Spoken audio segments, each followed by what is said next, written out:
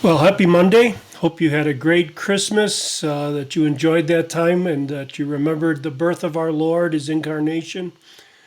Today we're going to continue in Isaiah. Today we're in Isaiah chapter 14, and continuing this section that's closing out the destruction of Babylon, predicting the destruction of Babylon, and entering into this section from 13 to 23 that talk about the destruction, the judgment of God on the nations all around Israel. In verses 1 through 3 of this chapter, I call that the restoration of Israel. It really shows us a pattern that we see frequently in the Bible. We see the day of the Lord followed by the restoration of Israel. Then we sometimes see the enthronement of the Messiah as well. So we see this continuing pattern all through the Bible, right through the book of Revelation. It's revealed to us. We see at the beginning here in 14:1 through 3 that after Babylon is condemned at the end of chapter 13 that you saw last week, here we see Israel again, Israel being restored to their land, that Israel is going to outlast all their enemies. We looked at chapter 13 as being not only an immediate fulfillment, but a longer term fulfillment that we see in the book of Revelation with the destruction of both economic and religious Babylon in Revelation 17 and 18. Similarly, here in the restoration of Israel, we learn about Israel's restoration in about 536 BC after their 70 years of exile. But it also looks forward to that great restoration of Israel that's going to happen in the latter days, in the last times. So verses 1 through 3 talk about that restoration. I want to point out in verse 3, it talks about the Lord giving them rest from three things: their pain, their turmoil, and their hard service. This theme of rest is a theme we see throughout the Bible. Be an interesting study to do on your own sometime. Of course, the concept is introduced in Genesis chapters 2 and 3 with the Lord resting after the end of his work, resting after the end of the days. Psalm 95 talks about the rest of Israel they'll have when they're back in their land. Of course, Jesus in Matthew 11 invites people to find rest in him. And in Hebrews chapters 3 and 4, we hear about entering that final rest that God has for us. So rest is a important theme in the Bible. It's associated with being in the land and the security of Israel in the land. And when Israel is secure and resting in their land, then because the Messiah will be reigning, the whole earth will also be at rest. Verse 4, we have this taunt. The Hebrew word here really means a proverb, a proverbial saying about Babylon. It says, take up this taunt against the king of Babylon. So we see again, this is looking not only at a near-term fulfillment, but I think a longer term as well. So in Revelation 18, Babylon is destroyed. Revelation 19, Jesus returns. Revelation 20, Israel is in their land. Christ is reigning over his millennial kingdom. They have rest.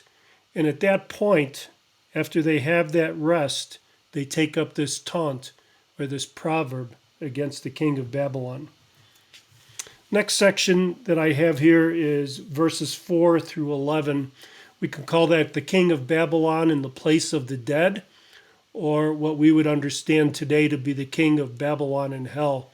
In the Old Testament, the place of the dead was referred to as Sheol, and that's what we have here is the king of Babylon is being welcomed by the other kings, the other oppressors who are inhabiting hell now in the place of the dead.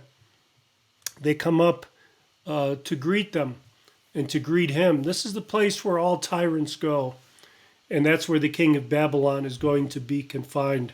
He is going to go the way of all tyrants. He'll be punished under the mighty hand of God and will suffer for his work on earth.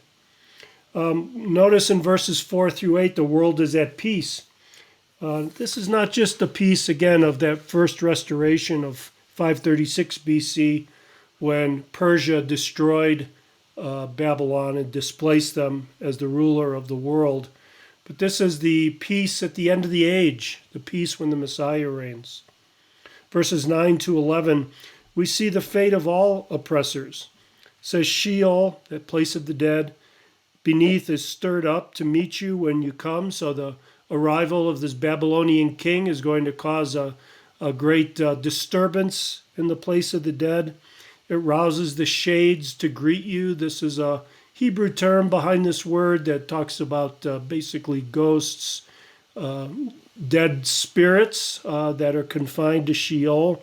They're going to be welcoming the king of Babylon, who is now among them. Verses 12 through 23 then, we see that God will humble all the oppressors of the earth, not just the king of Babylon, but also we'll see the king of Assyria. And also it seems in this section, the power behind those kings, the evil power. Look at verse 12. How you have fallen from heaven, O day star, son of the dawn. How are you cut down to the ground, you who laid the nations low? This phrase here, O day star, is in older translations, if you're looking at a King James, for example, is translated Lucifer, the shining one. People have looked at this and noticed in verses 13 and 14 this overwhelming arrogance on the part of this person. And just what they say seems to fit Satan rather than a temporal king of Babylon. Read these verses. It says, you said in your heart, I will ascend to heaven above the stars of God. I will set my throne on high. I will sit on the mount of assembly in the far reaches of the north. I will ascend above the heights of the clouds. I will make myself like the Most High. This is, again, words that could be said by a worldly king, but more likely it's the words of Satan, the power behind the king. And we see that in the Old Testament that the kings of the Old Testament, the kings of the oppressor nations around Israel, are thought to have their own quote-unquote gods, their own spiritual beings behind them that are empowering them. And there's behind that the epitome of suppression, the epitome of evil, which is being addressed here. We get a glimpse of that in the book of Daniel. Daniel chapter 10, verse 13, for example, talks about the prince of the king of Asia, the king of Persia, and how that prince is delaying Daniel's answer to his prayer. Seems to be this supernatural struggle behind the world struggles that we see today. And that continues. Evil is not just a force, but it's a person. It's a person in the person of devil, and carried out by his satanic emissaries, his satanic assistants in the earth, so that we see in the Bible this supernatural realm that's behind the physical realm. That seems to be what's addressed here. Continues that the king of Babylon will be humbled. Verse 14, again, is ambiguous when you look at that.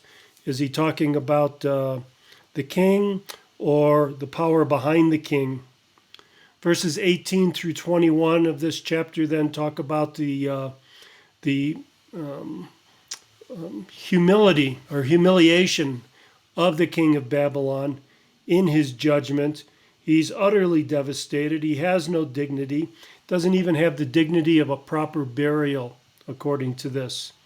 And in verses 22 to 23, we see again this utter devastation that the place that was Babylon will not even be inhabited anymore. The hand is stretched out over all the nations. For the Lord of hosts has purposed, and who will annul it? His hand is stretched out, who will turn back? That is, who can resist God when he's bringing judgment? He will cause that place to be devastated and no longer inhabited at all. We saw this back in chapter 13, verses 20 to 22, that the nation of the city of Babylon will be utterly destroyed. Of course, we know that hasn't happened. I mentioned that even today it stands. It's a UNESCO, United Nations site. It's being rebuilt. But there's a future coming where the complete judgment of Babylon will be satisfied, will be fulfilled. That's what the Lord is talking about here. We go to Revelation chapter 18, for example, verses 21 through 24. At the end of that chapter, talks about Babylon the Great will be thrown down with violence and will be found no more. So it'll be utterly devastated. The city will not exist. And then it goes on to speak poetically of the sound of harpists and musicians, of flute players and trumpeters will not be heard in it anymore. It will be so devastated that there will be no sounds heard there. No lights will shine. No craftsmen will be at work. So, in Isaiah's prophecy here in chapter 14, we see the near-term fulfillment of this destruction of Babylon, the destruction of the forces behind Babylon and the other oppressors of the world, and then ultimately that God's power to bring judgment, his power to restore his people, will not be thwarted, that he can't be resisted. So again, in this section of Isaiah, we see not only hope for God's people residing in Judah and Judea and Samaria at that time, but also hope for us today, the same hope that they had in the restoration of Israel. We should take hope in that as well and look forward to the day when we'll enter God's rest, when he is in Israel, when he is reigning and ruling for 1,000 years, when he is bringing peace to the earth and real righteousness and real judgment. That's what we look forward to, brothers and sisters, and that's what's coming. God bless you, and I'll see you in Isaiah 15.